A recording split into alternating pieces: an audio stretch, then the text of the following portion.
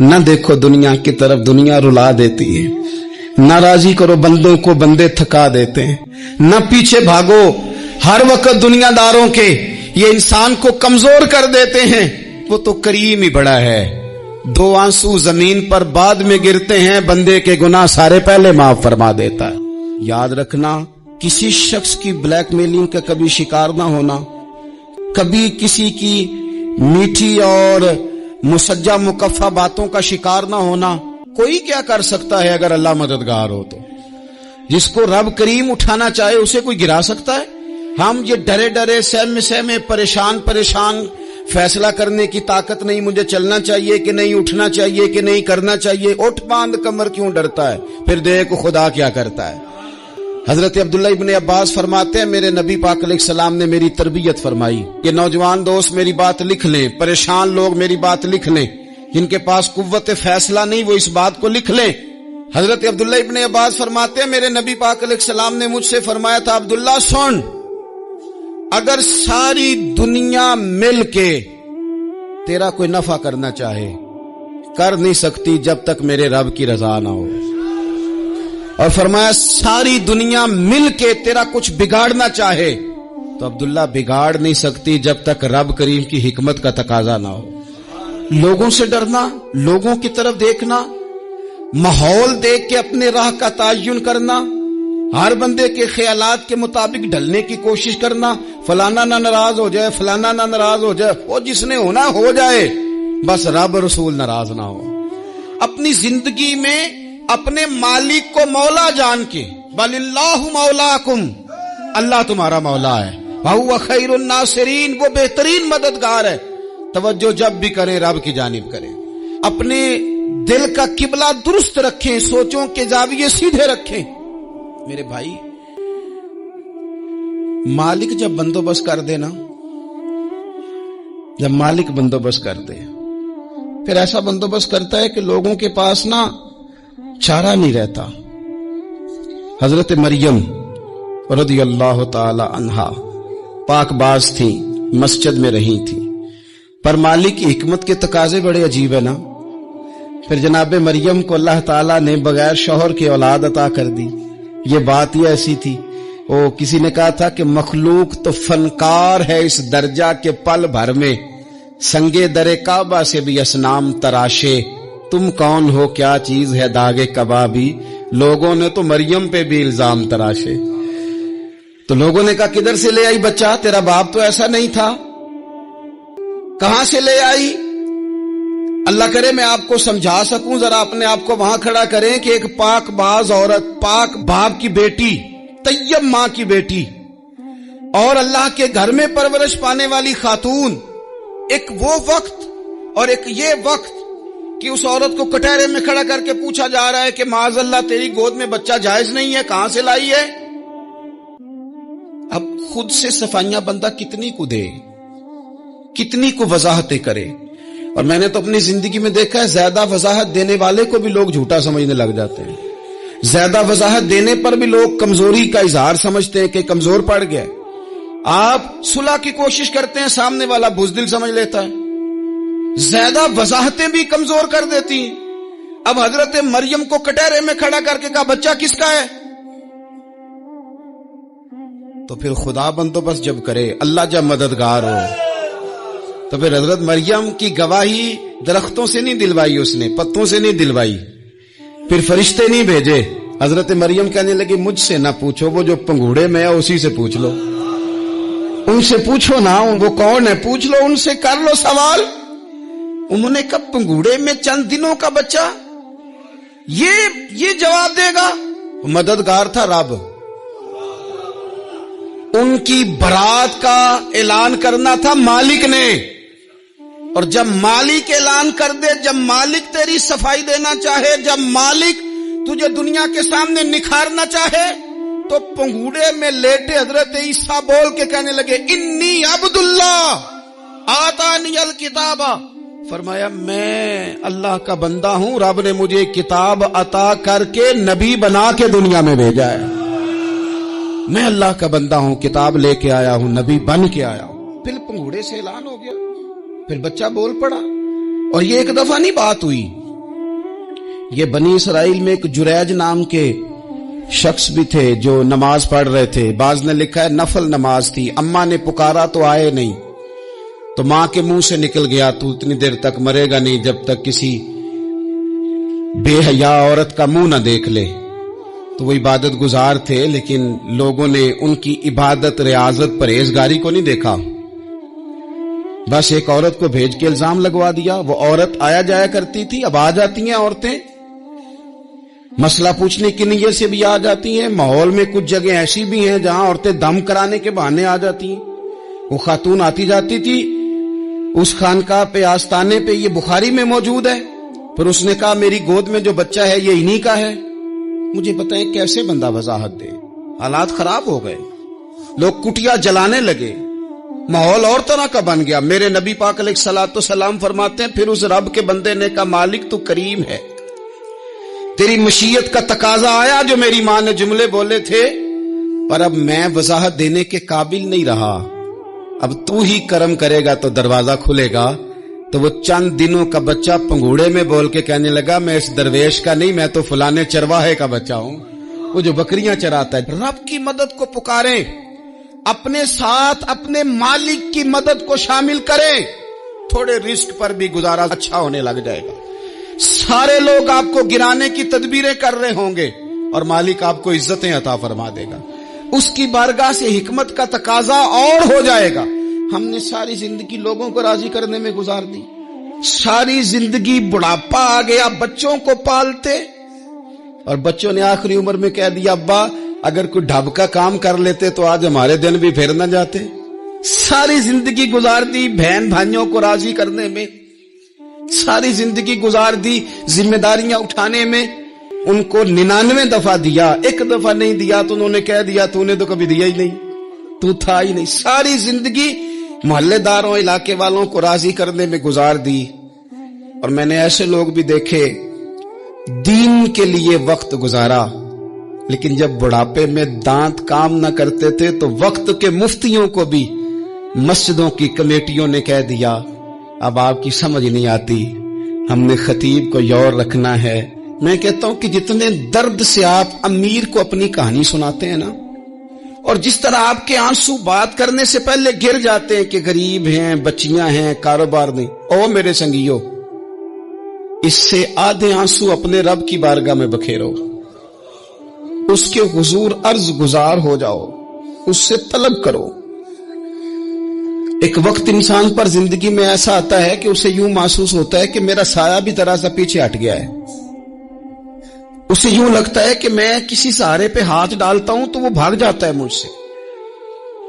لیکن مالک کی بارگاہ ایسی عظیم بارگاہ ہے, رب رسول کے آستانے اتنے بڑے ہیں کہ آپ جب وہاں کشکول طلب دراز کرتے ہیں تو جھولی پھیلانے میں دیر لگتی ہے, ان کو بھرنے میں تو کوئی دیر نہیں لگتی. ہم نے اپنا سوچ کا قبلہ ہی دنیا کو بنا لیا ہے. یہ جو اللہ والوں کی مدد ہے یہ تو ہے اللہ ہی کی مدد ہے, لیکن یہ جو سیٹھوں کی طرف توجہ کرنا, نوابوں کی طرف توجہ کرنا, دنیا داروں کی طرف توجہ کرنا اور اپنا مزاج اس طرح کا بنا لینا, یارو گردن کو جھکا دیتا ہے خیرات کا پتھر, جہاں میں مانگنے والوں کے سر کبھی اونچے نہیں ہوتے. اور اقبال کہتے ہیں غیرت ہے بڑی چیز جہانے تگ و دو میں, پہناتی ہے یہ فقر کو تاج سردارا. میں عرض کروں گا کہ اپنی آپ جب توجہ کا قبلہ اللہ رسول کو بنائیں گے تو رب فرماتے ہیں وَيَرْزُقْهُ مِنْ حَيْثُ لَا يَحْتَسِبُ, میں نہ تجھے وہاں سے رزق دوں گا جہاں سے کبھی تیرا گمان بھی نہیں گیا ہوگا. یہاں سے بھی مل سکتا ہے, تو نے سوچا بھی نہیں ہوگا. بخاری شریف میں حدیث ہے, حضرت جابر ابن عبداللہ فرماتے ہیں نبی پاک صلی اللہ علیہ وسلم نے 300 لوگوں کا ایک لشکر روانہ کیا کسی مہم کے لیے, کسی جہاد کے لیے. حضرت ابو عبیدہ بن جراح رضی اللہ تعالیٰ عنہ امیر لشکر تھے. فرماتے غربت اتنی زیادہ تھی, بھوک اتنی زیادہ تھی کہ ایک ایک کھجور دن میں ایک وقت کھانے کو ملتی تھی, اور کچھ دن ایسے آئے کہ اب کھجور بھی نہیں مل رہی. فرماتے اتنی زیادہ بھوک لگی مجاہدین کو 300 بندہ پتے کھا کے گزارا ہونے لگے. یہ بخاری میں موجود ہے. آپ فرماتے کہ دریا کے کنارے ہمارا پڑاؤ تھا, ٹھہراؤ تھا, جب بھوک سے نڈھال ہو گئے نا، وَيَرْزُقْهُ مِنْ حَيْثُ لَا يَحْتَسِبُ، اللہ وہاں سے روزی دیتا ہے، گمان بھی نہیں ہوتا. فرماتے ہیں ایک مچھلی اللہ تعالیٰ نے دریا کے کنارے بھیجی، فرماتے ہیں وہ تھی تو مچھلی پر پہاڑ جتنی تھی. بخاری میں لفظ ہیں، حضرت جابر ابن عبداللہ رضی اللہ تعالیٰ عنہ فرماتے ہیں 300 آدمی 18 دن تک اس مچھلی کو کھاتے رہے، مچھلی ختم ہی نہیں ہوئی. مچھلیاں نہیں، مچھلی. کہتے ہیں 18 دن 300 بندہ کھاتا رہا، مچھلی ختم ہی نہیں ہوئی. اور فرماتے ہیں کہ اس کی ہڈی نکال کے، کانٹا کہیں گے آپ اپنی زبان میں، کہتے ہیں وہ نکال کے نا تو اس کو کھڑا کیا نا جب، تو اونٹ کجاوے سمیت اس کے بیچ سے گزر جاتا تھا. 2 اس کے کانٹے جوڑے. فرماتے ہیں وہ اس کا گوشت ہم کھاتے تھے اور اس کی چربی بطور تیل کے ہم جسموں پہ ملتے تھے، بیماروں کو اس سے سکون آتا تھا، تندرستی شفا ہوتی تھی. فرماتے ہیں ہم کھایا بھی ہم نے اور کچھ لے کے ہم مدینے بھی گئے، اور قربان جائیں نبی پاک نے بھی اس میں سے کھایا. ہم نے عرض کی حضور یہ معمہ کیا ہے، یہ ماجرا کیا ہے؟ تو محبوب نے فرمایا تمہارے پاس غذا نہیں تھی، رب نے تمہارے لیے بندوبست کیا ہے، اللہ نے تمہیں دیا ہے. مکان شروع کر لیا، ایک صاحب نے وہ مکان بنانے لگے، آپ وہ حساب لگا رہے ہیں، کہتے ہیں میرے پاس اتنے پیسے ہیں، اتنے میں نے فلانے دوست سے کہنا ہے اس نے دے دینے، اتنے فلانے رشتہ دار سے کہنا ہے اس نے دے دینے، اتنے فلانے سے کہنا ہے اس نے دے دینے. یہ ساری کاپی بنا کے مکان شروع کر لیا. جو روز کہتا تھا نا کوئی حکم ہو جاتے 10، سب سے پہلے اس کو کہا میاں پیسے چاہیے دین. وہ کہندا ہو کل ہی منڈا ٹوریا ہے، کدے تو پرسوں 10 داتے لب جانے سن. میں آپ کو اپنے تجربے کی بات بتا رہا ہوں. جن لوگوں کا خیال ہوتا ہے نا کہ آپ سٹارٹ کریں فلانا کام، ہم آپ کے ساتھ ہیں، اللہ کا ہی کوئی نظام ہے، وہ بالکل بھی نہیں ساتھ ہوتے. لیکن ایسا نہیں ہے کہ کوئی ساتھ نہیں ہوتا، اللہ تعالیٰ بڑے اسباب پیدا کرتا ہے، وہاں سے دیتا ہے جہاں سے گمان بھی. ہمارا یہ ذہن بن جاتا ہے ہم ساری اپنے حساب سے چلتے ہیں، اتنے رشتہ داروں سے، اتنے کون آپ کے ساتھ چلے گا، سوال ہی نہیں پیدا ہوتا. یہ سارے کام چھوڑ کے سب سے پہلے 2 رکعتیں پڑھو، اپنے رب کی بارگاہ میں، رسول کائنات کی بارگاہ میں گزارشات اور استغاثے پیش کرو، وہاں سے خیر طلب کرو. دنیا دار کیا دیں گے، کیا دے سکتے ہیں، کیا حیثیت ہوتی ہے کسی. اللہ کہتا ہے وہاں سے دوں گا. تو جو اللہ مال دے وہ لینا چاہیے کہ رشتہ داروں کا مال دیکھنا چاہیے؟ جو اللہ دے وہ لینا چاہیے کہ سیٹھوں نوابوں کی جیبیں دیکھنی چاہیے؟ جو اللہ دے وہ قبول کرنا چاہیے یا دیکھنا چاہیے کون سا آدمی کہاں پہنچ گیا؟ چھوڑو، اپنی مٹی پہ چلنے کا سلیقہ سیکھو. کسی کے سنگ مرمر پہ چلو گے تو پھسل جاؤ گے، پھسل جا. اس پر ایک اور بات عرض کر دوں، صحیح بخاری سے، مسلم سے ایک اور بات. کچھ چیزیں ایسی ہیں جن سے اللہ کی مدد آتی ہے، مدد ملتی ہے. ایک چیز ان میں سے ایسی ہے جس سے بہت مدد نازل ہوتی، وہ ہے کہ جب رب آپ کو دے نا تو پھر آپ بھی اس کے رستے میں دیں، پھر مدد آتی ہے، پھر اور آتا ہے. بخاری مسلم میں حدیث ہے، یہ زیادہ ہی توجہ طلب امر ہے، اس پر آپ غور کریں گے. حضرت ابو ہریرہ فرماتے ہیں کہ نبی پاک علیہ السلام نے فرمایا ایک شخص نے بادلوں کے اندر سے آواز سنی کہ فلاں آدمی کا کھیت اور باغ خشک ہو گیا ہے، وہاں برسو اور اس کے کھیت کو سیراب کرو. وہ بڑا حیران ہوا کہ بادل سے آواز آ رہی. پھر اس نے دیکھا کہ ایک پہاڑی پر بارش ہوئی، وہ بادل وہاں برسا، پھر نالیوں سے ہوتا ہوا پانی ایک طرف چلا. تو جس نے آواز سنی تھی، حضور بیان کر رہے ہیں، وہ بھی پیچھے پیچھے چلا کہ پانی کدھر جا رہا ہے. اس نے جا کے دیکھا کہ ایک مقام پہ ایک باغ کو وہ پانی لگ رہا ہے اور ایک آدمی وہ پانی لگا رہا ہے. اس نے اس سے پوچھا تیرا نام کیا ہے؟ اس نے کہا کیوں؟ کہنے لگا بتا نا. اس نے نام بتایا تو کہنے لگا یہی تو وہ نام ہے جو میں نے بادلوں کے اندر سے سنا ہے کہ فلاں کے کھیت کو پانی دے دو. اس نے کہا یار تو کیا عمل کرتا ہے کہ اسپیشل تیرے لیے بارش برسے؟ یہ بخاری پڑھ رہا ہوں، سیاستہ سے حدیث عرض کر رہا ہوں. اس سے پوچھا تو کیا کام کرتا ہے کہ جناب اللہ تبارک و تعالیٰ کا حکم کرم آیا کہ خاص تیرے لیے پانی برسے اور تیرے کھیت کو سیراب کرے. تو اس نے کہا چھوٹا ذمہ دار ہوں، پر جب فصل اگتی ہے تو 3 حصے کرتا ہوں. ایک حصہ اپنے بال بچوں پہ، بہن بھائیوں پہ خرچ کرتا ہوں، ایک حصہ پورا، اور ایک حصہ دوبارہ کاشتکاری پہ لگاتا ہوں، اور تیسرا حصہ خالص میں نے مسکینوں، یتیموں اور غریبوں کے لیے رکھا ہوا ہے. وہ جو تیسرا حصہ اللہ کرے آپ سمجھیں، वो रब के बंदों पे तीसरा हिस्सा खर्च करता है ना, तो करीम मालिक ने फरमाया जहां से गरीब का हिस्सा जाता है वो खेत खुश्क नहीं रहना चाहिए। वो जहां से मिस्कीन रोटी खाते हैं वो खुश्क ना रहे। जहां से यतीमों को कुछ आता है कहीं उसकी फसल रह ना जाए। मैं और आप भी अगर अपने माल में मिस्कीनों, यतीमों, गरीबों के हिस्से रख लेंगे तो फसलें खुश्क नहीं रहेंगी। उनके अंदर ताजगी आएगी, नूर आएगा, करम आएगा, खास कर खुदा की रहमत बरसेगी। मदद अल्लाह से चाहें, अपनी तवज्जुहात का मरकज रब रसूल की जात को बनाए, फिर आप महसूस करेंगे कि बड़ी जल्दी अल्लाह ताला की मदद आने लगी है। कभी आप सिर्फ कह देना मेरा रब मेरे साथ है, इस लफ्ज में इतनी ताकत है कि दुश्मन वैसे ज़ेर हो जाता है। जिंदगी में किसी से भी लड़ाई हो, अच्छी तरह सोच लें कि अल्लाह उस तरफ है या इस तरफ है। अगर आप ज्यादती पे हैं तो फिर रब मजलूम की जानिब है। अगर अल्लाह की मदद आपके साथ है तो दुनिया की कोई ताकत आपको गिरा नहीं सकती। और अगर आप मजलूम के मुकाबले में जालिम बन के आप खड़े हो गए हैं और आपने रवैया वो इख्तियार किया है कि जिसमें मदद नहीं आएगी, तो फिर याद रख लें कि आप कोई भी हैं, कहां भी हैं, आप कमजोर हैं। ताकतवर थे इब्तदाए इस्लाम में, जाहिरी ताकत थी कुफारे मक्का के पास। वो डंडों से मारते थे गरीबों को, उनके हाथों में डंडे थे, पर खुदाई ताकत इन मजलूमों के साथ थी। साहिब जुरकानी ने लिखा है, हजरत जुनैरा रदी अल्लाह ताला अन्हा एक लौंडी है, गरीब है, माड़े दा की काम मोहम्मद नस जाना या रोना। गरीब सादी बीबी और लौंडी कनीजा, एक मुशरक की कनीजा थी, इन्होंने कलमा पढ़ लिया। वो डंडों से मारता, दुर्रों से मारता, तकलीफ देता। हजरत जुनैरा रदी अल्लाह ताला अन्हा को इतना मारा, इतना मारा। अब आप एक और पहलू पर भी गौर करें, मार भी पड़ रही है पर खुदा इधर ही है, अल्लाह की मदद इधर ही है। रब कहता है कि पहले तू सब्र करना, इन्नल्लाह मास साबिरीन, तू सब्र करेगा तो फिर रब की मैयत मिलेगी। जरा ठहरना, तू थोड़ा डटना। इन्नल्लज़ीना क़ालू रब्बुनल्लाहु सुम्मा इस्तक़ामू ततनज़्ज़लु अलैहिमुल मलाइका, तू कह अल्लाह मेरा रब है, फिर तू पहले डट, पहले तूने डटना है। सुम्मा इस्तक़ामू, जो डट गया, ततनज़्ज़लु अलैहिमुल मलाइका, डटने वाले के लिए मदद आती। पहले थोड़ा ठहरना पड़ता है, पहले थोड़ा सब्र करना पड़ता है, हौसला करना पड़ता, उसके बाद मदद आती।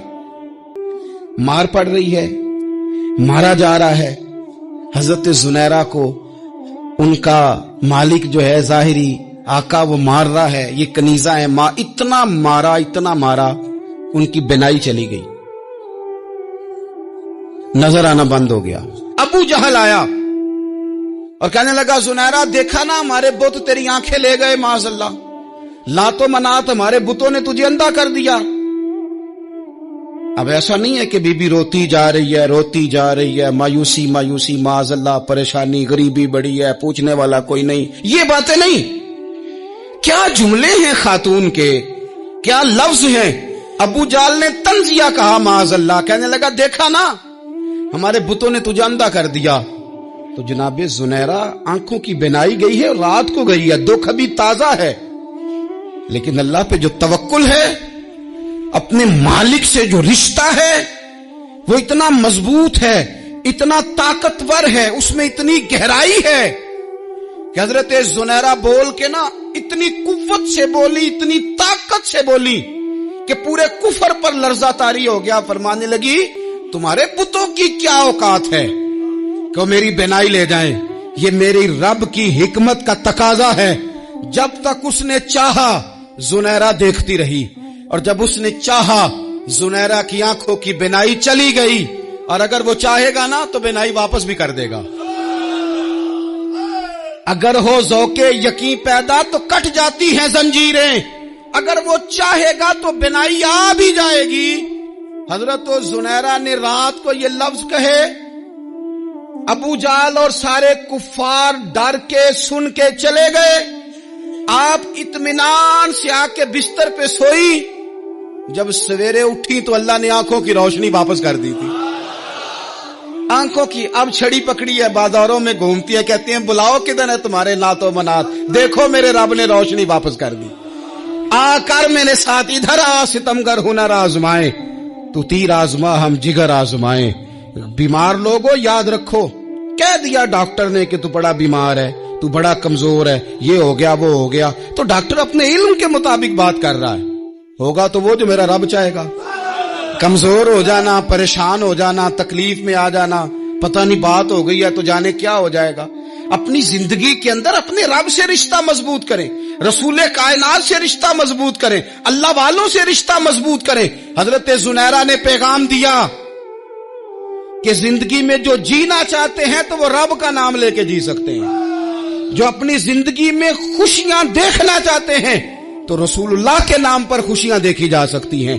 तवक्कुल की बुनियाद पर बंदा खुशियां ले सकता है, और अगर इंसान में तवक्कुल नहीं है तो फिर वो इस काले जादू से भी डर रहा है, वो नीले से भी डर रहा है, वो पीले से भी डर रहा है, वो फलाने से भी डर रहा है, वो मेरे खिलाफ फलाना रिश्तेदार साजिश कर रहा है तो डर रहा है, फलाना मेरे बारे में ये कर रहा है तो डर रहा है, वो पता नहीं दुनिया इधर हो जाएगी तो क्या हो जाएगा, उठ बांध कमर क्यों डरता है।